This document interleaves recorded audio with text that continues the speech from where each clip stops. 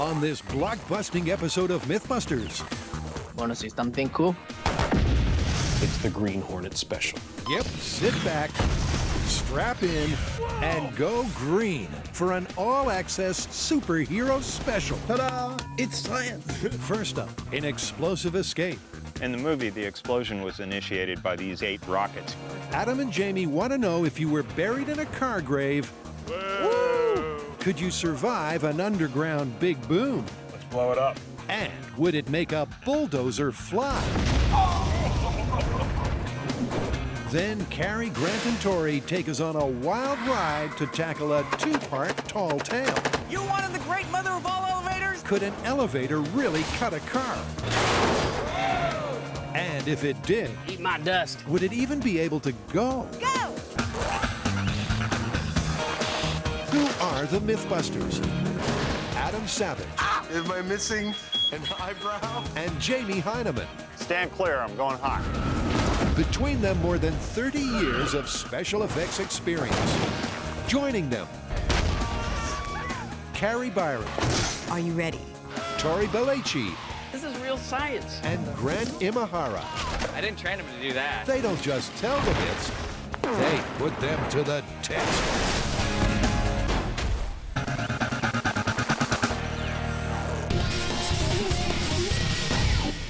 You know what I'd like to do? What? Something big, like from a Hollywood blockbuster movie, like the Green Hornet. You're dreaming. We're never going to get access to a movie like that. You're wrong. Am I? Yes, in fact, I have Seth Rogen right here to prove to you how wrong you are.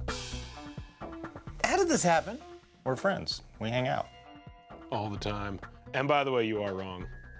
Well, then, awesome. We get to bust myths from Green Hornet. Nice. What have you got for us? Rather than tell you, I think it's much more awesome if I show you. Roll the tape. In the movie, after his father is killed, Britt Reed decides to become masked crime fighter, the Green Hornet.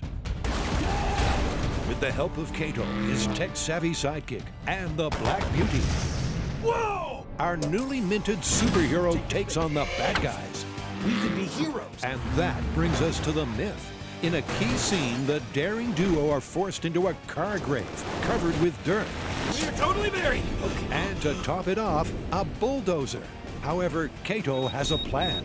Hiding behind the armored seating, they're going to detonate all 8 of the car's missiles, which has 2 dramatic consequences. First, the bulldozer gets blown skyward.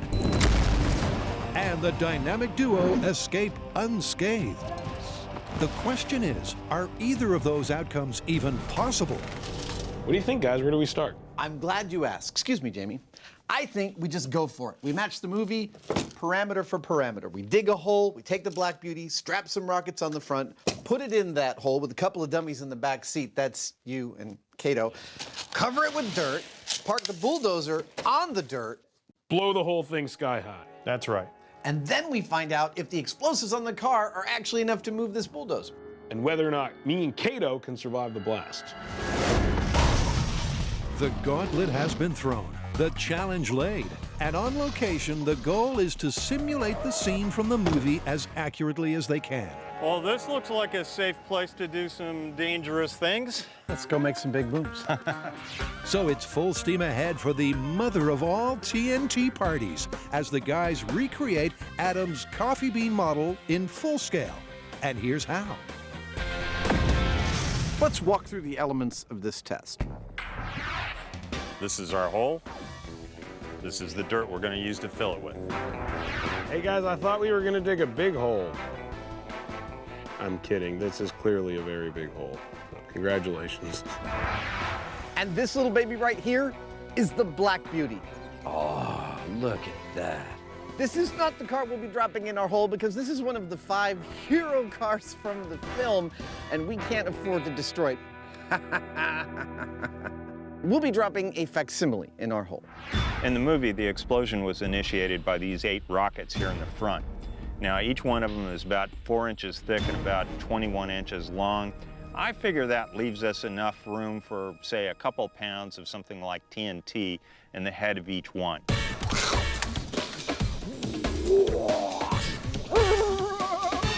you doing? Just filling around. And this is our bulldozer. These are our heroes, Kato and the Green Hornet. They're going to be in the Black Beauty behind the back seat. Now, if the scene in Green Hornet actually does comply with the laws of physics, two things have to happen when we try it. One, that bulldozer has to fly up in the air and off of the spot that it was formerly occupying. And two, our heroes have to survive that blast. So those are the raw ingredients. Now, to put them together and get cooking. A key detail we haven't shown you from the movie is that Kato had armored the car. He'd beefed up the seats that the heroes hide behind during the blast. And if it's in the movie, it's in the test. You think this is the kind of armor Kato would have put in the car? I think duct tape is the key to any good experiment. I totally agree.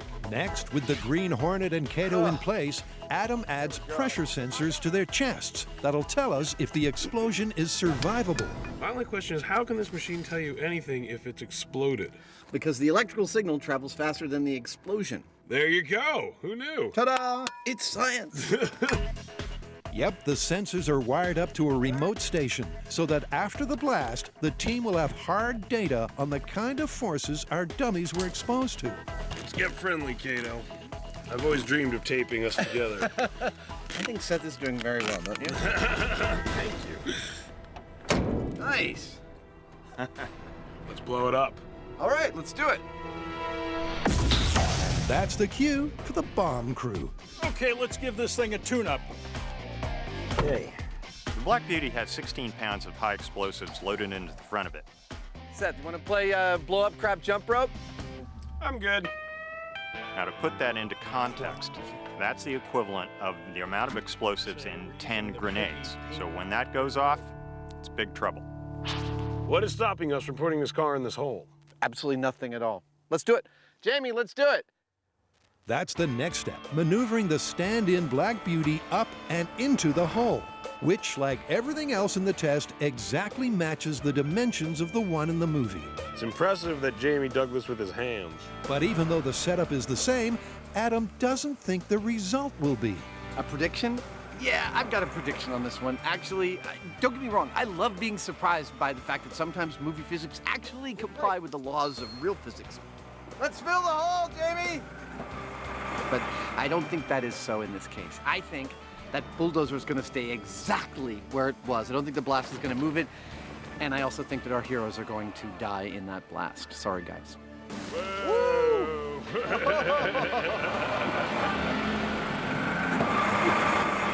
That's great. He gets really enthusiastic in those machines. You can tell. He does it with gusto. I think that's pretty good. Let's bring in the dozer. I think that when they set off this bomb, exactly what happens in the movie is going to happen. Exactly. They go around and push. I hope I'm right. If I don't, I'm going to feel really stupid. Well, it's over the hole. Let's go push the button. Let's get safe.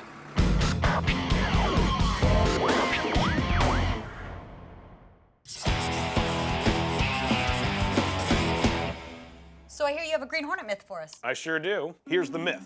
The Black Beauty, our car, has been riddled with bullets in a car chase. We drive into an elevator to escape.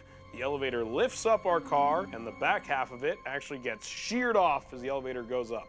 But the front half of the car is able to drive out of the elevator, keep on going. Now wait a minute, isn't the Black Beauty a Chrysler Imperial? Sure is. Well, those are rear-wheel drive cars. If we cut the back end off, won't the front end just sit there? It would, had my amazing partner Kato not made our car front-wheel drive. He's tricky like that. Kato magic. Okay, it sounds like a good story for us. Can a bullet-ridden car be cut in half by an elevator, and can it still drive afterwards? Drop me by the elevator. I'll take it from here. After the Black Beauty has been shot up, it takes an unintentional ride in an elevator, Drive? Front-wheel drive. which leads to a two-part question. Would the car really bifurcate like this? And given that it's been converted to front-wheel drive, could it actually make good its two-wheeled escape? So can you guys actually do this or what? Oh yeah, we're gonna build our own freight elevator and just go for it. Yeah, you know what? This is gonna be pretty straightforward to test. We'll just drive the car halfway in, push the up button, and see what happens. But you know what? First, we need to get our own Chrysler Imperial, then give it a Black Beauty makeover, and then fill it full of holes. Have fun. I'll be waiting right in this room. I don't care how long it takes. He seems nicer in the movies. While Seth waits for results, Grant gets busy with a delivery. Now that's a pretty car. And to transform her into the Black Beauty, she needs a film prop makeover from an expert. Step up, Carrie Byron. I got a little bit of intel on the Black Beauty from the movie. Now, they used as many as 29 of this identical classic car to shoot the movie. They needed them for all sorts of uses. They needed one in pristine original condition. They needed one to shoot up. They needed one with guns on it, one to squish. Our Black Beauty is going to meet its death in our elevator rig. Not before I trick it out a little bit Black Beauty style. When I see all the work that Carrie's put into making this look like an exact replica of the Black Beauty, it kind of breaks my heart. I don't want to see it destroyed. My version of the Black Beauty is totally completed. Changed the grille, tinted the windows, Gatling guns, green headlights, grenade launchers, missiles, flamethrower. I just don't think I can be the one to shoot it up after all this work. I think I'm gonna leave this to the boys. It looks better than the real thing. Carrie reluctantly hands it over because after the boys take it on one last joyride, this dead car driving will be facing the firing squad.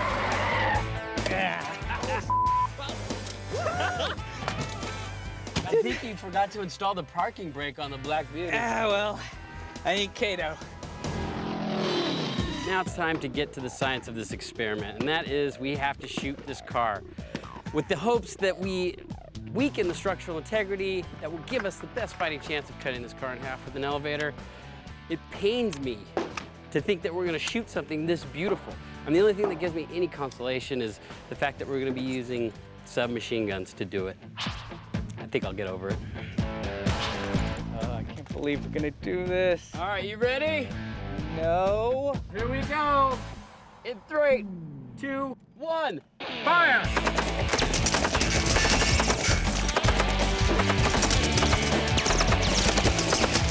Their goal is to match the movie scene shot for shot.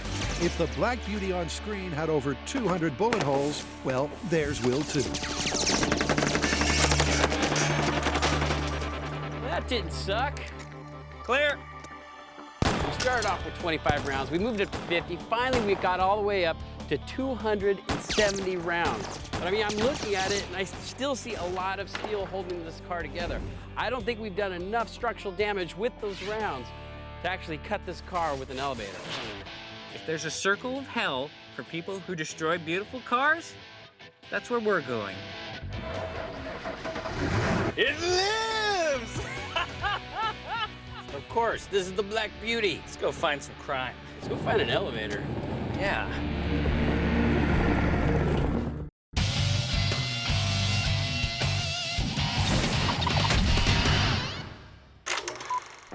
Adam and Jamie are about to find out if this scene from the Green Hornet is fact or superhero hype. Specifically, they've got two questions. Would the Black Beauty's 8 rockets have been enough to move the bulldozer up, and away? And second, hidden behind the armored seating, would our heroes have survived the blast? With Seth Rogen, the film star and writer, on hand to help, the team has matched the movie criteria exactly. And we're about to find out. All right, this is Green Hornet, the actual test, going for broke in 3, 2, 1, fire!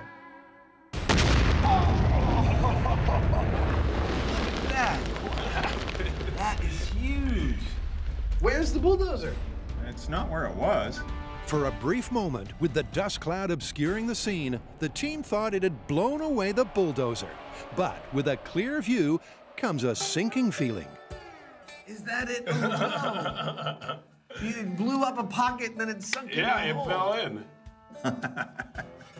Wow, that was a lot bigger than I thought it would be. Yep, this wasn't a gasoline-fueled movie special effect. So you've been around movie set explosions. How does our real-world one stack up? It was scary. There's a lot less fire in it, which makes me think it's actually probably a lot more destructive. You could kind of feel it a bit. You had to get way farther away from it, which also made me think it was more dangerous. But it was completely horrifying. Good. Oh.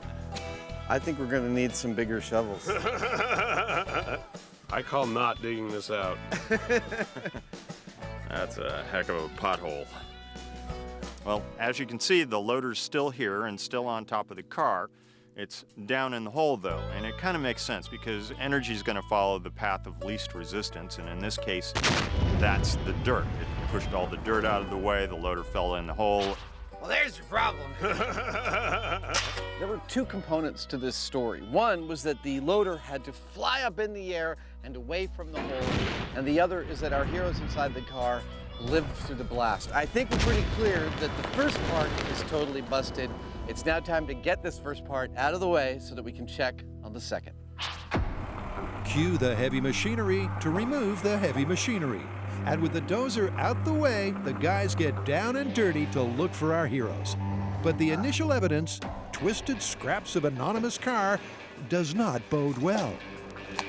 That does not look good. Plus, the Black Beauty seems to be buried deeper than before, and they call for reinforcements. Can we get something bigger than me? Awesome. Yeah, for delicate archaeological precision, don't call the MythBusters.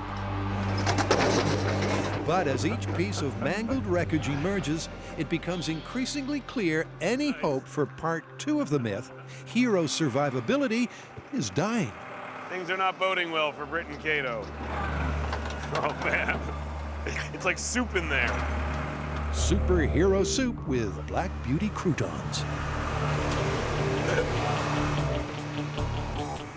Dude, I think that's pretty definitive. You guys are dead. Yeah, it pains me to admit it, but we're toast. Toast. When the dummies are finally found, the visual evidence is so conclusive, the team doesn't even need the hard data from the pressure sensors, which is lucky because they didn't make it either. This explosion was pretty full on. In fact, it was so full on that it destroyed our sensors. So we don't have any exact measurements of what happened here, but just looking at it, it's kind of like the car was scrambled like scrambled eggs. And looking at our dummy, he's pretty well scrambled too. And that means it's conclusion time. Well, in the movie, bulldozer gets blasted way up in the air, and me and Cato climb out of the car without a scratch on us. In real life, the bulldozer didn't move at all, and me and Cato would have been blown to smithereens. All this tells me is if you want to make a good movie, the first thing you got to do is throw reality out the window. That's what I've learned. So Seth, what does this mean for the Green Hornet? You planning any rewrites to accommodate the laws of physics? Absolutely not. The real question is, what does this mean for your show? Well, it means that your movie physics didn't line up with real physics on 2 counts, and that you would have been toast if you were in that car and it didn't remove the bulldozer from the scene. Yes, and that means part 2 of the myth, like our heroes, is dead and buried. There is simply no way they would have survived. But recreating the bulldozer's flight is still in their sights. Now the only question for us is, what would it take to get that bulldozer to fly? Awesome. I think so. Let's go.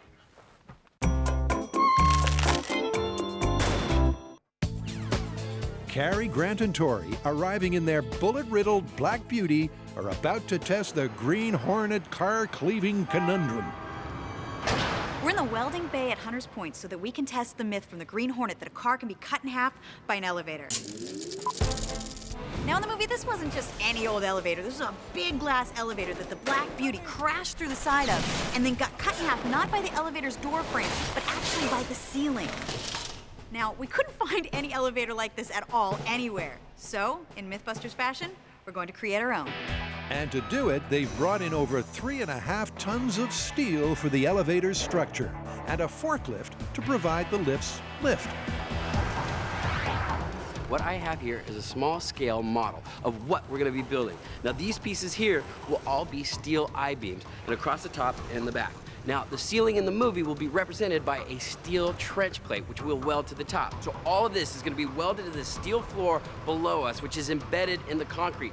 Now, it's important that this thing is structurally sound, because when that forklift starts lifting the car, there's going to be a lot of force exerted on this structure, and it cannot move.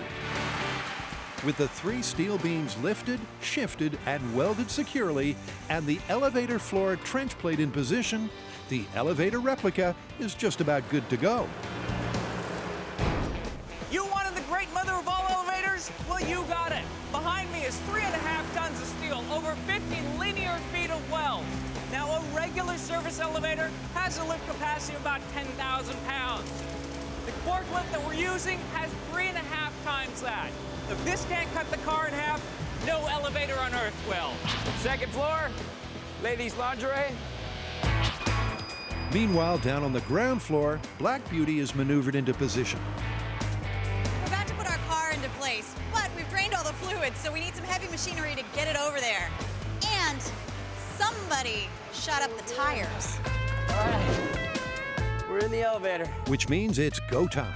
But Carrie isn't exactly confident this movie myth will play out as it did on screen. We've built our elevator. We've fashioned our Black Beauty so that it has a nice little bullet hole zipper right through the side, and we're ready to cut it in half. Are you guys ready? Personally, I think it's gonna go like this. Squish. And then we're gonna have one kind of half pancakey car and possibly tear that thing out of the ground. Cut it in half, doubtful. Okay, this is the Green Hornet Black Beauty bifurcation by elevator. In 3, 2, 1, go.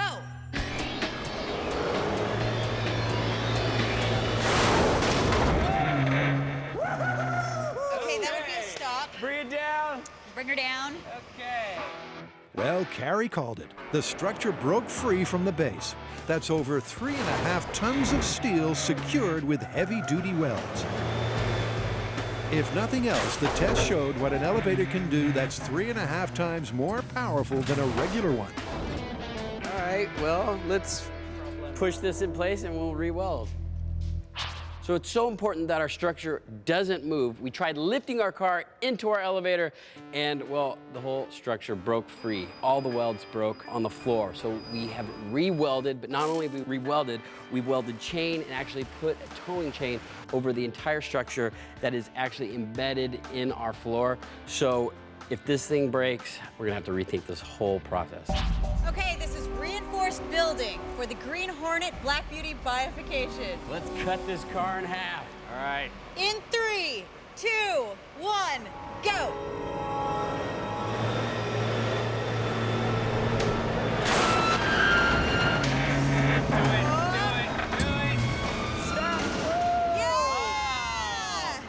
There's no way this is happening. No way. I mean, that is way more powerful than a regular elevator, and we still were not able to cut that car in half. But power isn't really the point. As Grant explains, it's about the way that power is applied. So we set everything up just like they had in the movie. And you know, to get that sort of effect, that back end of the car being chopped off and falling down, you need a cutting force. What we have here is a crushing force. Wow. This is amazing. Look at this. All right, that is a smash car. That is not a car cut in half. And that was an unrealistic amount of force that we put on it. Okay, I feel pretty good about going back to Seth and saying that this is busted. Good luck. I don't think we're going to be able to convince him.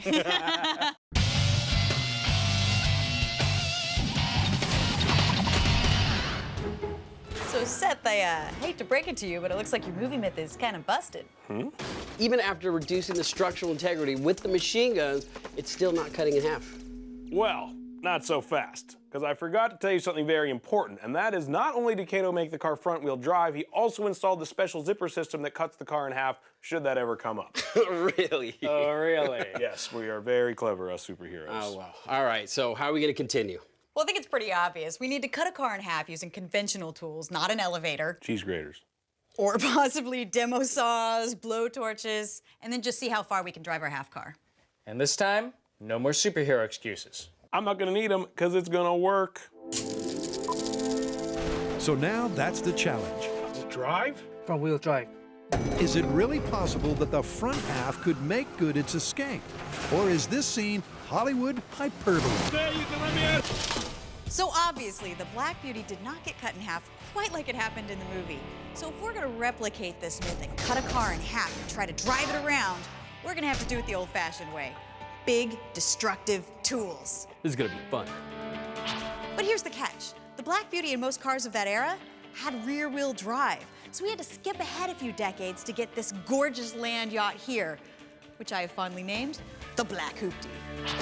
So rather than do a Kato and reconfigure a rear-wheel drive Imperial, the MythBusters Chop Shop is going to hack in half the Black Hoopty. Now the way we're gonna do that, we're gonna roll it on its side, take the doors off, cut through the bottom first, then the tops and the sides. I'm pretty sure that's not the standard gas tank removal procedure. Now you gotta remember, we're gonna be cutting through the fuel line. We're gonna be using torches, power tools, kicking up a lot of sparks. We don't want to fire. So before we start doing any cutting, we need to remove the gas tank. All right, gas tank removed. Let's start chopping this car up. Nice. It's important to note that although they've removed the gas tank for safety's sake, when it comes to the test, the residual fuel in the lines and engine should be enough to get the motor running. The question is, will the team be able to drive it? Yeah! Now we're gonna flip the car on its side so that we can get easier access to the hardest part to cut, which is the chassis. Gorgeous. Beautiful. Let's chop this car up!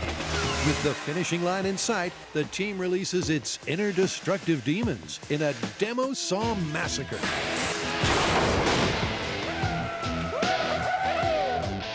That's a car cut in half! Yeah, look at that. That was awesome. Let's see if the front end will drive. But Tori's not confident. After all, they've removed the engine's energy source. Now we know the engine and the drive wheels are in the front. However, the gas tank with the fuel pump is in the back, and they're no longer connected. You like my new car? Got a lot of leg room. I mean, we might be able to start this car up, but I doubt we're gonna be able to drive it for long. Meanwhile, our resident glass-half-full proponent is more confident. I feel like there's a strong possibility that we're gonna be able to drive this car. Not very far. Okay, you ready? But I feel like if there's still a little fuel in there and we cut everything properly, we might get a little bit of a ride. But at first, they can't even get it started. Try turning it over. However, they're not giving up yet. Thinking that there should be some residual gas in the fuel lines, it may just be a starter problem. So Tori squirts starter fluid directly into the carburetor. There you go. Close, but not so far. We removed like 2 inches! Come on, go again. To match the movie, they really need to drive the car a reasonable distance. If they don't, you could say the myth has hit the wall. Go for it.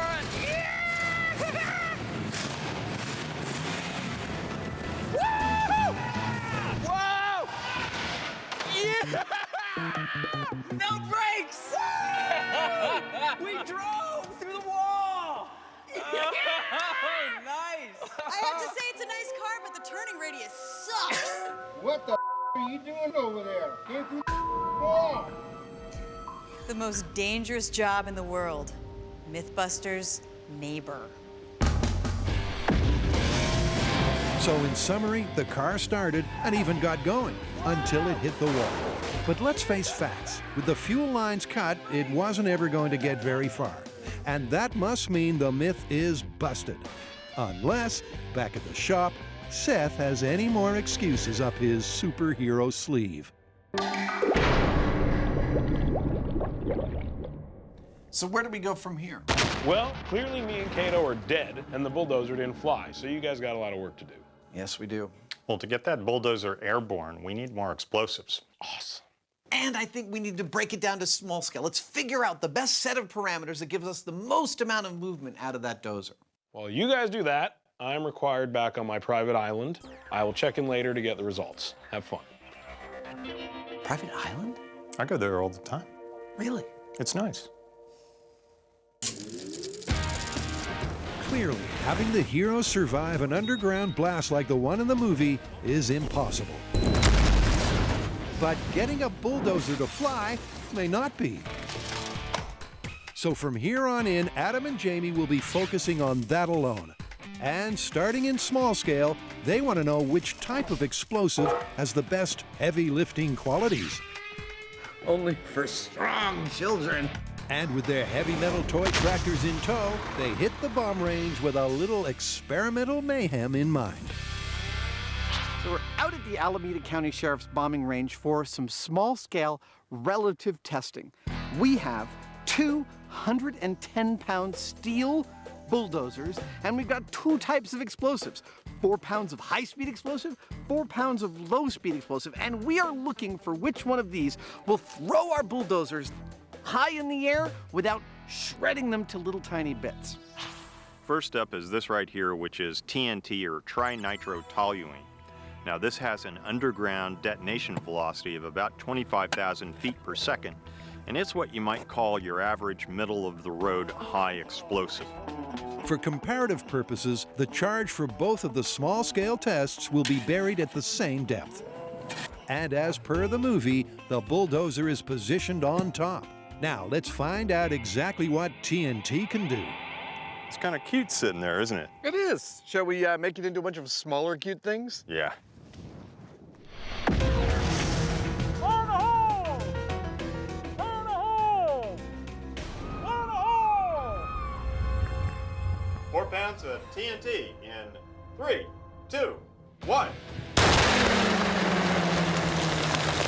Hey, that was a big piece of shrapnel over there. Yeah.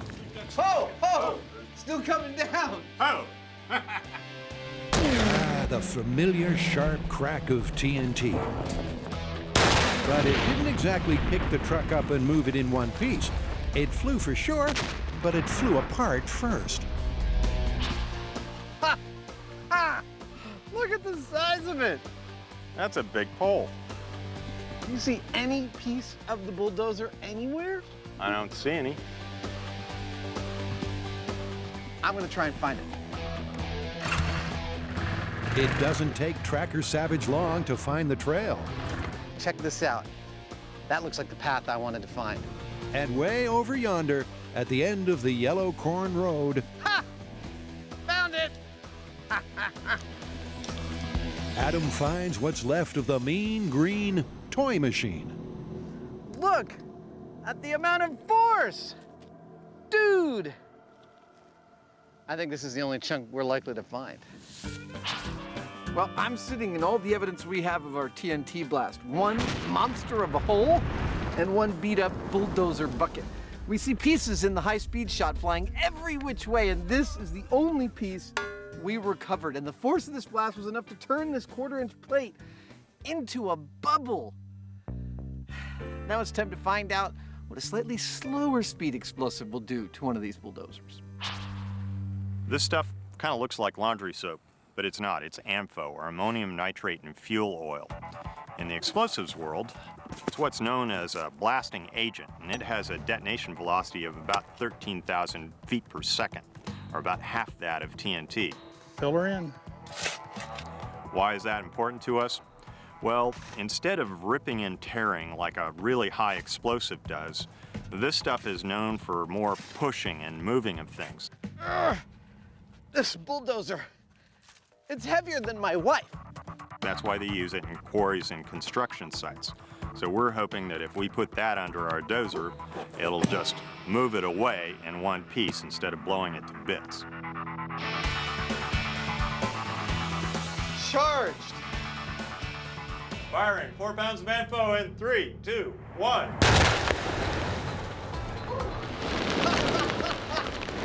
Oh! Yeah, I saw it go all the way up the hill there. Oh! We have a landing. That was quite an awesome thud. Yep, the distinctive bass earth-moving thud of ANFO. But did it move the earth-moving machinery in one piece? Wow, look at that. It just sheared the welds. That's amazing. The main section became separated from the bucket, but compared to the TNT, the damage was minimal. There you are, you scamp. Tried to get away. Nice. Oh, look! It's a bit of an old hot water heater. You never know what you're gonna find up here.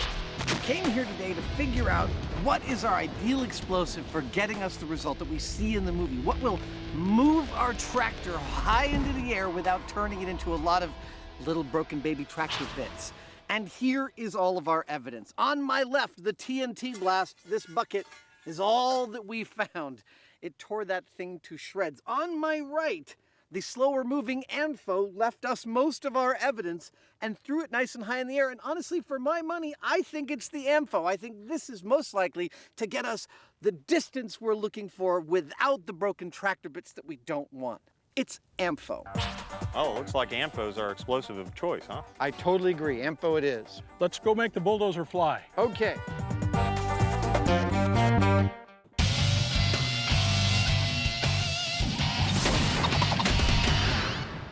So even if we weren't talking superheroes, this would still be busted. Because when the car's cut in half, it doesn't run for very long.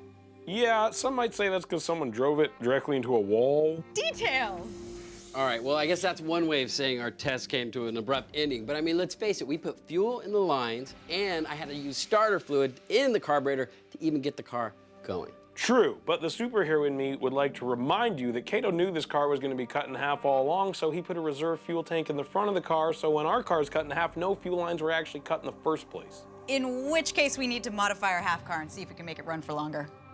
Boom! Okay, so Seth is stretching, but it's a legitimate test. If the half car had the fuel, could it drive for long enough to make a superhero-style getaway? To find out, the team hits the Petaluma Speedway. But before they test the half car, they're getting their bearings in a race car, testing out the track. And Grant's nerves. And with a couple of laps under their belts, they're ready to prep their ride. Just as Seth suggested his superhero sidekick Kato did, they're adding a reserve fuel tank in the front. Without fuel, you don't go anywhere. But even with fuel, will they go anywhere? Will their half car be able to overcome the friction caused by the drag of the undercarriage? And will the compromised structure remain intact for any kind of distance? I think it'll make it 3 laps. Man, I would be happy if it made it 1. Dude, I think 5. Yeah? Let's go. All right, let's try. It's a simple challenge. Given access to fuel, can this fraction of a car really drive around the track, making a superhero-style escape? Eat my dust. Tori, in the driver's seat, dreaming action hero dreams, is about to find out. A lot of pressure on this race. I gotta get a win, because let's face it, if I don't get a win, all my sponsors are gonna drop me. And I got voted out of the driver's seat because I'm too crazy? There's a lot of pressure on this one. Really? Woo! Purrs like a kitten. This is half car drag race. In 3, 2, 1, go!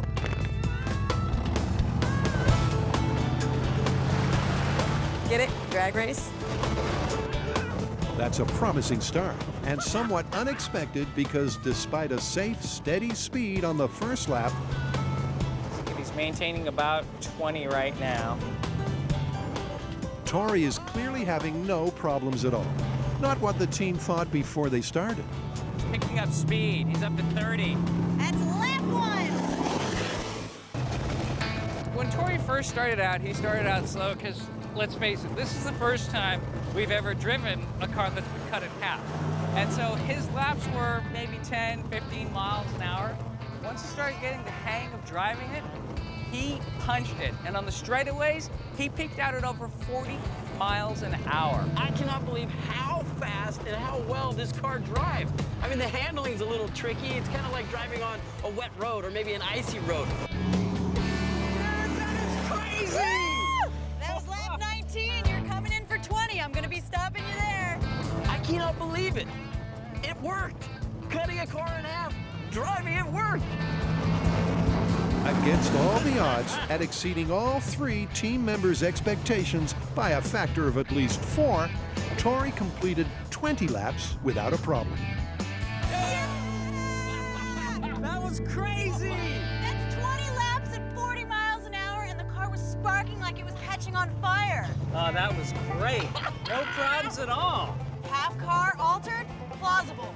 Totally plausible. Oh, if the Black Beauty had a reserve fuel tank and if it had separate brake lines, yeah. Hey, That was awesome. don't doubt Kato. Good job. That was awesome. Oh my God, I could keep going. So every technical challenge that we presented Seth, he had an answer for. The Black Beauty, Kato, moved the fuel cell up front. He had a special superhero zipper system that cut the car in half. And you know what? When we addressed all of those issues, it turns out the Black Beauty could have easily driven as a half car. I mean, Tori did 20 laps in this thing, 0 problems handling. This is totally plausible. So it's plausible. You can drive half a car. But what about the myth as a whole? For that wrap, it's back to the shop. Yeah, I think we've done enough damage here. All right, so how are we gonna wrap this one up? I think we're gonna have to call this one busted. Whoa, whoa, whoa, whoa. I think I saw a different show than you guys. We were not able to cut a car in half with an The elevator. car has a zipper thing in it. It cuts itself in half. All right, what about the fuel line? He put it all in the front. He knew.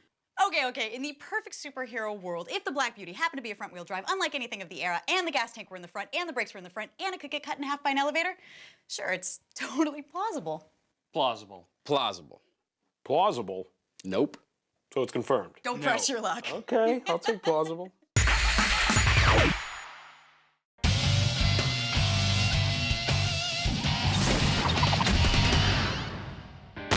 Having determined that the explosive escape myth is busted, It was completely horrifying.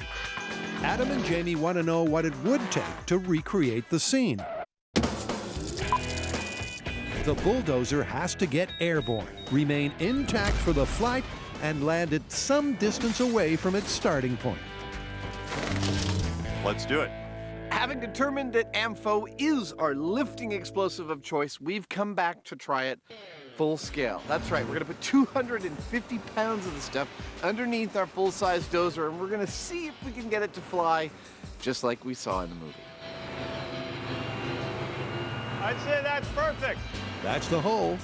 Now for a whole lot of big boom. Someone order some AMFO? With the ANFO laid into the trench, in a carefully thought out volume and configuration, the crew rigged the detonation cord that'll initiate the explosion. And that means everything's ready to blow. So Adam and Jamie bring in the big shovel to first fill in the hole That's what I'm talking about. and then maneuver the dozer into place, which has to be done with precision because the dead cord is exposed and no one wants unexpected and significant contact that could cause a premature explosion. We've taken our 250 pounds of AMFO and lined it up right down the length of our machine, just off center. Why off center? Well, we hope that by putting it a little bit on this side, just a few inches, that when it goes off, it'll push the machine up and over that way and do our job for us. Oh, okay, stop. That's perfect. Yep. Blow it up. Now we've chosen to put 250 pounds of AMFO onto this tractor, and we've chosen that number very carefully. We know how to blow up trucks. We've done it here. And here. But in this case, we want to actually lift this truck without destroying it, and we have settled on 250 pounds as the most likely candidate for moving without destroying. It's a tricky call. 800 pounds of ANFO ripped the cement truck to shreds. And just 4 pounds threw a 1/100th scale model higher than the movie clip with a small amount of damage. So, taking into account the cushion of earth below and all the advice from the bomb crew, 250 pounds is the number the guys have come up with.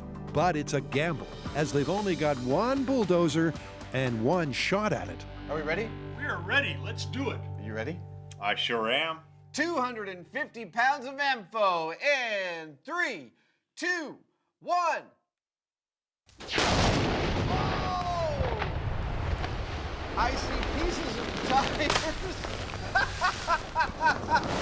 it was lifted. I think it was lifted in a lot of little pieces.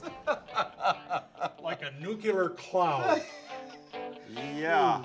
Well, That was a little more than we wanted, wasn't it? 1. Well, they got liftoff several times in several different directions. And yes, perhaps they did use a fraction too much ANFO, but Adam doesn't seem too upset. Behind me, a dust cloud that used to be the site on which our bulldozer sat. we can't see exactly what happened, but given the pieces of bulldozer and tires I saw flying from the main location, I think we destroyed a bulldozer. I'm not that broken up about it either. Adam may not be broken up, but anything at the center of this probably will be. Look at the shockwave. Wow. Ah, I love that. Perfect sphere of destruction.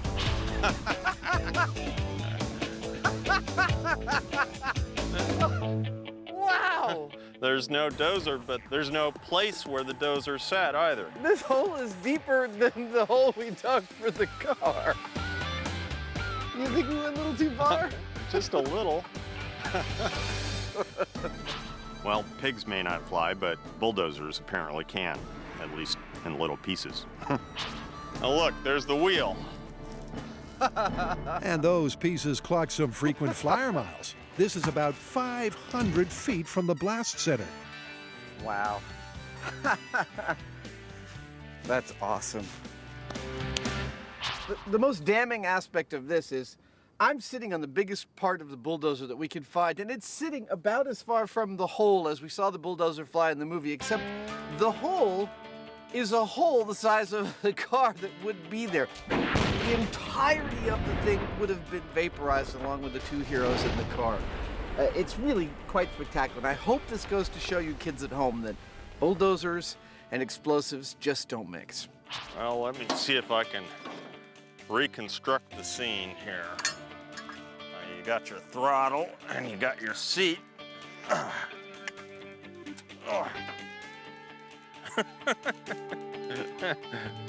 Even with the slower detonation velocity and the higher pushing power of the Ampho, we weren't quite able to get that sweet spot we were looking for, where everything is perfectly balanced and the machine comes up off the hole and sets down nicely someplace else. The thing is, for that to happen, all sorts of things have to be balanced just so. The exact configuration and quantity of the explosives, the exact amount of earth on top of the explosives, the weight and the configuration of the machine overhead, all of that stuff has to come into just one moment of interacting perfectly for this to happen. We didn't quite get it. Dear Adam and Jamie, I love your show, but I was wondering in the Green Hornet myth why you didn't bury the car underneath the bulldozer when you blew it up with 250 pounds of ammo. Dear dedicated fan, I appreciate your question. It's truly an inspiration. However, we decided that because we already knew the guys were dead with a smaller amount of explosives, adding more was only adding insult to injury, and thus we did not need those guys in the car for the next test. Oh, thank you. So where do we stand on this one? Well, given an infinite quantity of bulldozers and explosives, we might be able to figure out how to move one without destroying it, but... Yeah, but there's no permutation of any amount of explosives that could move even the dozer a little bit that wouldn't leave the guys in the car vaporized jelly. This thing's totally busted. Yeah, it's busted. You think Seth is gonna be mad? He'll get over it.